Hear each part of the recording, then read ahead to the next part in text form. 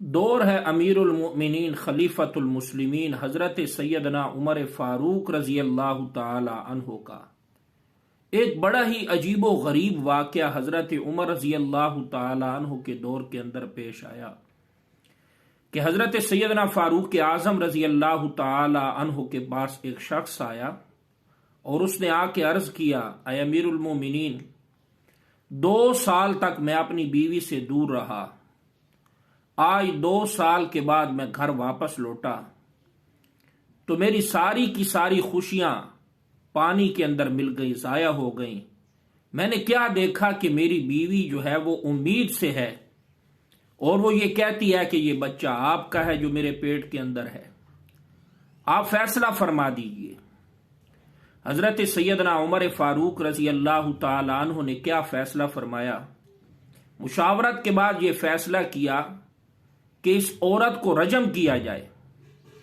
اللہ اکبر۔ حضرت سیدنا معاذ بن جبل رضی اللہ تعالی عنہ نے حضرت سیدنا امیر المومنین فاروق اعظم رضی اللہ تعالی عنہ کے فیصلے کو تسلیم نہ کیا۔ وجہ کیا تھی؟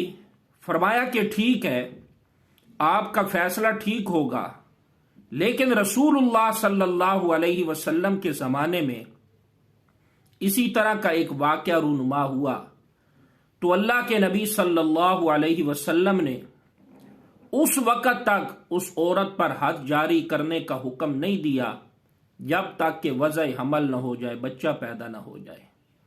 تو اے امیر المومنین، بچے کی پیدائش تک آپ کو یہ سزا روکنا ہوگی۔ چنانچہ جب اللہ تبارک و تعالی نے چاہا تو وضع حمل ہوا، بچہ پیدا ہوا۔ تو جب بچہ پیدا ہوا تو اللہ تبارک و تعالی کی قدرت سے اس بچے کے منہ کے اندر دانت بھی نکل چکے تھے۔ جب اس شخص نے اس بچے کو دیکھا تو کہنے لگا، مجھے کعبہ کے رب کی قسم، یہ بچہ تو میرا ہی ہے۔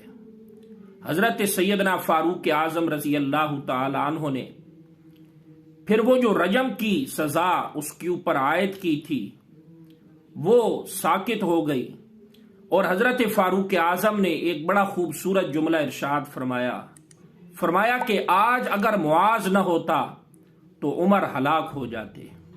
تو میرے محترم ناظرین، اس واقعہ سے ایک بڑا اہم درس جو امت کو ملتا ہے وہ یہ کہ جب انسان دنیا کے اندر کسی بھی مرتبے اور مقام کے اوپر فائز ہو جائے، لیکن جب اس کے سامنے بات آ جائے اللہ کی اور اللہ کے رسول کی، تو اس وقت انسان کو چاہیے کہ وہ اپنا مقام اور مرتبہ نہ دیکھے، اپنے فیصلے نہ دیکھے، بلکہ رسول کریم صلی اللہ علیہ وسلم کی تعلیمات کے اوپر عمل کرے، اور یہی مومن ہونے کی سب سے بڑی علامت ہے اور نشانی ہے۔